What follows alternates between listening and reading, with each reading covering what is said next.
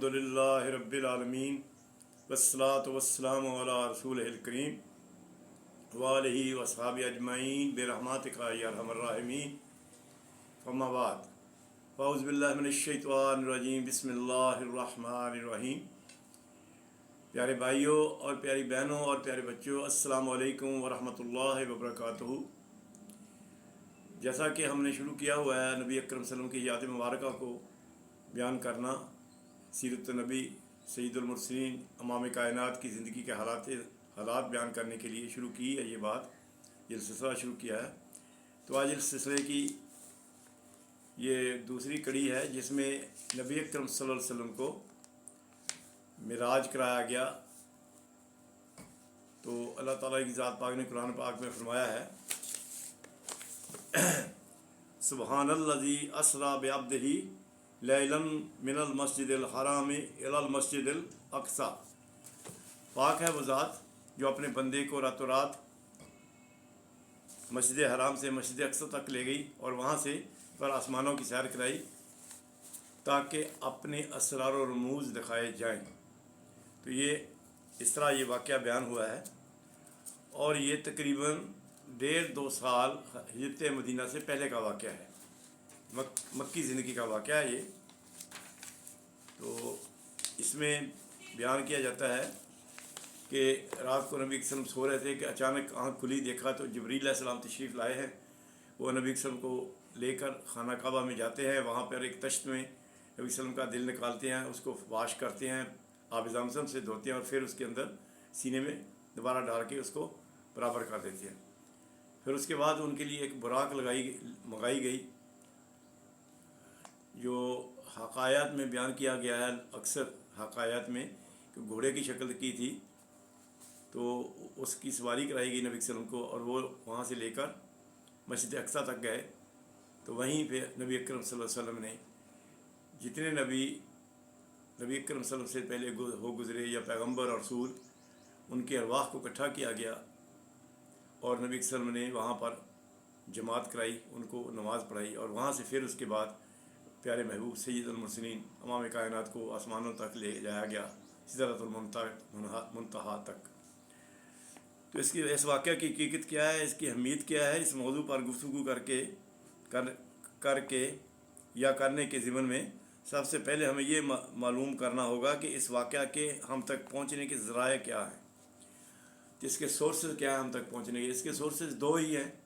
एक तो कुरान पाक जिसमें अल्लाह रब्बुल आलमीन ने फरमा दिया, और दूसरा सोर्स है नबी सल्लल्लाहु अलैहि वसल्लम की अहादीस मुबारका जो नबी सल्लल्लाहु अलैहि वसल्लम ने ख़ुद फरमाया और सहाबा किराम में से बहुत से सहाबा किराम ने इसको सुना, इस वाक़या को, और फिर वो वाक़यात हम तक पहुँचाया गया अहादीस की शक्ल में। सूरत इसराइल की पहली आयत में जो 15वें पारे की भी पहली आयत है, तो इसमें इसका जिक्र है कि मस्जिद अक्सा पाक है वो ज़ात जो लेगी रातों रात अपने बंदे को शब के एक हिस्से में मस्जिद हराम से मस्जिद अक्सा तक।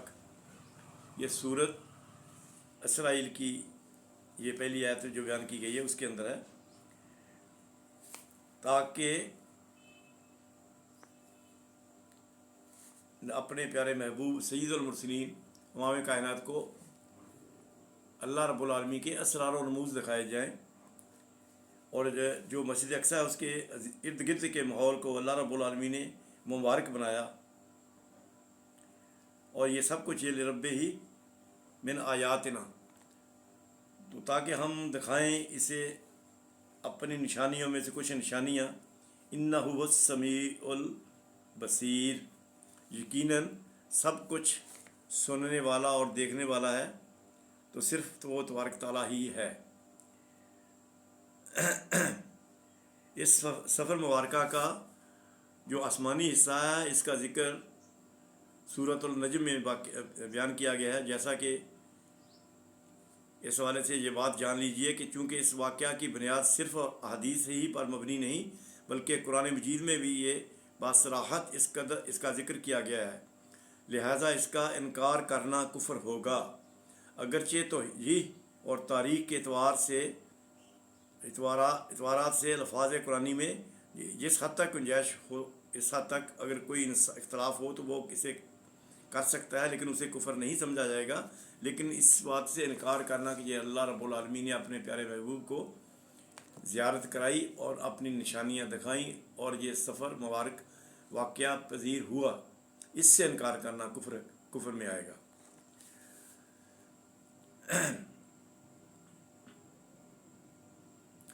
کتاب و سنت میں بھی کہا جاتا ہے، یہ معروف بات ہے کہ احادیث میں درجہ بندی ہے۔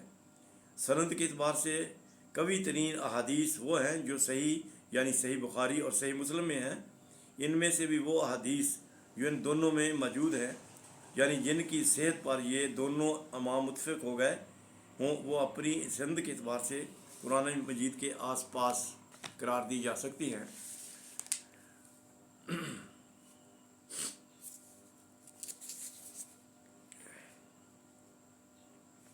ان میں مختلف تفاصیل ہیں، مذکور ہیں، تاہم نوٹ کرنے والی بات یہ ہے کہ کم از کم 28 صحابہ اکرام نے یہ واقعہ بیان کیا ہے۔ چونکہ ایک ہی روایت کی کئی صحابہ سے مروی ہے، اس اعتبار سے روایات کی تعداد 28 سے بھی بڑھ جائے گی، لیکن ان صحابہ کی تعداد 28 ہے جن سے واقعہ معراج کا تفصیلاً ذکر کیا گیا۔ پھر ان میں سے ایک بڑی مفصل احادیث وہ روایت وہ ہے جو متفق علیہ ہے، یعنی احادیث کے اس طبقے سے تعلق رکھتی ہے کہ جس کے بارے میں شک و شبہ کی گنجائش بہت ہی کم رہ جاتی ہے، یعنی بلکہ صحیح تر بات یہ ہوگی کہ معدوم کے درجے میں رہ جاتی ہے۔ اس تمہید کے بعد میں یہ عرض کرنا چاہوں گا کہ اس واقعہ کی نوعیت کیا ہے۔ آیا یہ کوئی منفرد واقعہ ہے جو نبی کے وسلم کو پیش آیا، یا یہ نبوت اور رسالت کے مستقل واقعات معاملات میں سے معاملہ ہے، یا مختلف انبیاء اور رسل کے ساتھ بھی یہ معاملات پیش آتا رہا ہے؟ اگر پیش آیا تو اس میں جو فرق تفاوت ہے وہ آیا نوعیت کا ہے یا کیفیت کا ہے؟ یہ بات جان لیجئے کہ مکاشفات اور مشاہدات تو نبوت کا جزو لانفک ہوتے ہیں۔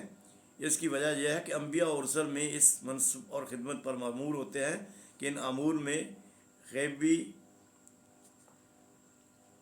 اطلاع دین جس پر ایمان لانا لوگوں کے لیے ضروری ہے، جیسے اللہ تبارک تعالیٰ کی ذات اقدس والا صفات ہے جو ذات و صفات کے اعتبار سے احد ہے، پھر ملائکہ ہیں، اس طرح جو آسمانوں میں آنے والے واقعات ہیں جب تک وہ پیش نہ آ جائیں وہ پردہ غیب میں ہیں۔ یوم آخرت قیامت کا دن ایک امر غیبی ہے۔ بعد الموت حشر نشر اور اعمال جزا سزا یہ سب امور غیبی ہیں۔ پھر یہ سب سے بڑھ کر خود ذات باری تعالیٰ ہے، جس کے متعلق یوں کہہ لیں کہ وہ اللہ تعالیٰ غیب میں ہے، یا یوں کہہ لیں کہ اس ذات عز و جل اور ہمارے مابین ایک غیب کا پردہ حائل ہے۔ یہ وہ چیزیں ہیں، یہ وہ امور ہیں جن پر ایمان لانا از بس ضروری ہے۔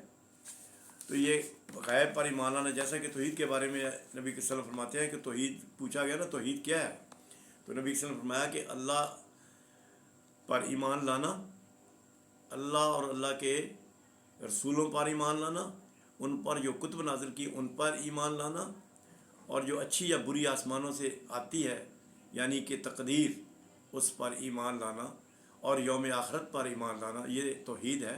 تو یہ ساری باتیں غیب میں ہیں، اسی لیے اللہ تعالیٰ نے اس کے بارے میں خود ہی قرآن پاک فرمایا کہ غیب لانا، جیسے کہ سورۃ بقرہ میں پہلی آیات میں ہے نا، الف لام میم ذالک الکتاب لا ریب فیہ ھدی للمتقین الذین یؤمنون بالغیب ویقیمون الصلاۃ ومما رزقناہم ینفقون۔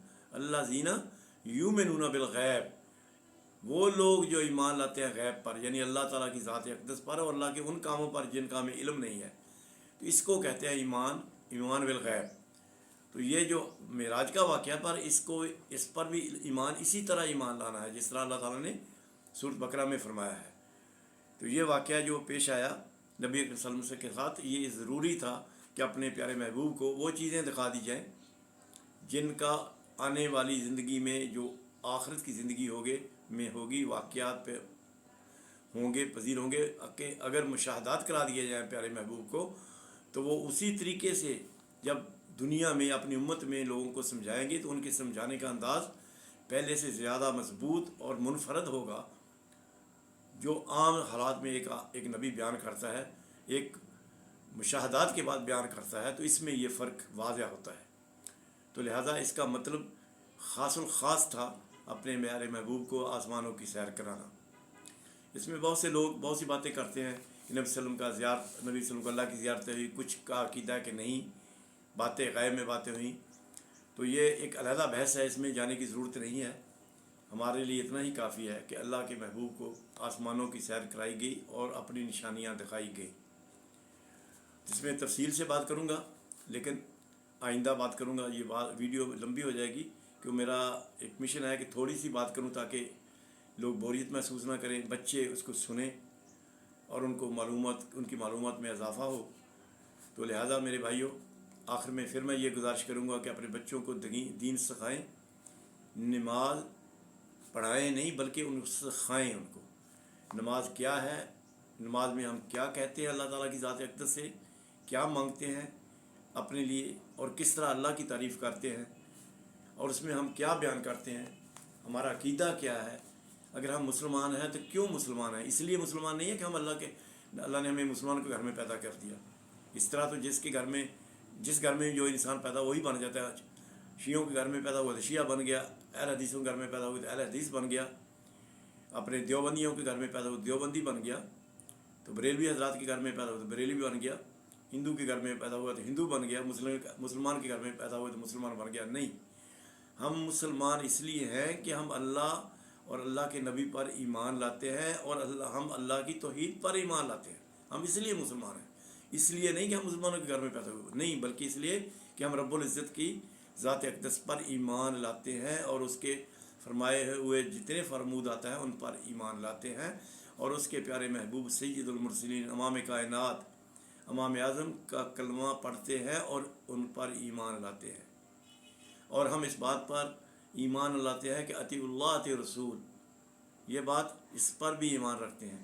تو یہ بات ہمارے بچوں کو ذہن نشین کرنی چاہیے، ان کو علم ہونا چاہیے کہ ہم کیوں مسلمان ہیں، اور اس کے لیے ضروری ہے کہ آپ تحقیق کریں، اور تحقیق کے لیے ہمارے پاس بہترین ایک ذریعہ ہے، وہ ہمارے پاس قرآن پاک ہے جو اللہ کے نبی ہمیں چھوڑ کر گئے ہیں۔ تو یہ قرآن پاک اور احادیث ان کو سمجھنے کے لیے، قرآن پاک کو سمجھنے کے لیے احادیث، کیونکہ قرآن پاک نبی اکرم صلی اللہ علیہ وآلہ وسلم پر اتارا گیا، تو لہذا اس کو اچھے طریقے سے بیان کرنا یا سمجھانا انہی کا کام تھا، اور انہوں نے سمجھایا اور ہم تک پہنچایا، اور انہی چیزوں کو احادیث کا نام دیا گیا۔ تو یہ احادیث جو ہیں سب سے معتبر احادیث بخاری شریف، ترمذی شریف، سنن ترمذی شریف، تو ان احادیث کا جو گوی حدیث ہیں مطالعہ بہت ضروری ہے، اور آپ ایسے کریں بچوں کو وقتاً فوقتاً کھانے کے میز پر جب بھی اکٹھے ہوں، جمعے کے دن کسی دن کو مقرر کر لیں، لازمی تھوڑی سی 2-4 منٹ کی صحیح بات ضرور ایمان کی، دین کی اور نماز کے بارے میں، اپنے نبی کے بارے میں، اللہ کے بارے میں ضرور بتائیں، اور اللہ سے دعا مانگنے کا طریقہ بتائیں۔ جیسا کہ دعا مانگنے کا طریقہ ہے کہ نبی صلی اللہ علیہ وسلم نے ہمیں بتایا کہ آپ خلوص دل کے ساتھ پاک صاف ہو کر، باوضو ہو کر، یقین کامل کے ساتھ اللہ کے سامنے گڑگڑائیں، دعا مانگیں۔ اور اس میں ایک تیسری چیز بھی شامل ہو جائے تو کیا بات ہے، یعنی آپ کی آنکھیں اگر ان کے اندر آنسو آ جائیں، اللہ تعالیٰ کی ذات پاک خود فرماتی ہے کہ میں 2 آنکھیں ایسی ہیں جنہوں کو میں جہنم کی آگ میں نہیں جلاؤں گا۔ ایک وہ آنکھ جو اللہ کے ڈر سے، اللہ کی محبت میں، اللہ کے خوف سے روتی ہو، اور ایک وہ آنکھ جو رات کو سرحدوں پر پہرا دیتی ہے۔ ٹھیک ہے بھیا، تو آج کا موضوع یہاں پر ختم کرتے ہیں، پھر اس سلسلے میں معراج کے بارے میں کچھ تھوڑی سی تفصیل اور بیان کریں گے انشاءاللہ آنے والی ویڈیو میں۔ تو اللہ تعالیٰ آپ سب پر اپنی رحمتوں کے دروازے کھولے، آپ کی اہل خانہ پر، آپ کے بچوں پر۔ اللہ تعالیٰ ہم سب کو توفیق عطا فرمائے، جیسے کہ اللہ فرماتے ہیں کہ سب سے بہترین وہ ہے جو قرآن پڑھے، جو دین پڑھے، جو دین سیکھے اور دین کو سکھائے، قرآن پڑھے اور قرآن کو سکھائے۔ تو میرے بھائیوں، ضرور اپنے بچوں کو سکھائیے، ہو سکے تو اپنے عزیز و اقارب کو بھی بتائیے۔ سب سے پہلی جو بات ہے وہ ہے توحید۔ میرے بھائیوں، توحید کے علاوہ میرے اللہ نے فرمایا کہ کوئی دین اسلام کے علاوہ قبول نہیں کیا جائے گا قیامت والے دن۔ تو 18,000 یا 28,000 کے قریب دین ہیں اس وقت، مذہب ہیں، مذاہب ہیں جو دنیا میں چل رہے ہیں، لیکن کوئی مذہب قبول نہیں کیا جائے گا اسلام کے بغیر. اور اسلام میں بھی اس مذہب کو قبول کیا جائے گا جو توحید پر ہوگا. توحید، خالص توحید، صرف اور صرف اللہ سے مانگنا، اللہ پر یقین رکھنا، اسی کا نام توحید ہے. تو السلام علیکم ورحمۃ اللہ وبرکاتہ. اللہم صلی علی سیدنا محمد وعلی آل محمد کما صلیت علی ابراہیم وعلی آل ابراہیم انک حمید مجید. اللہم بارک علی محمد وعلی آل محمد کما بارکت علی ابراہیم وعلی آل ابراہیم انک حمید مجید.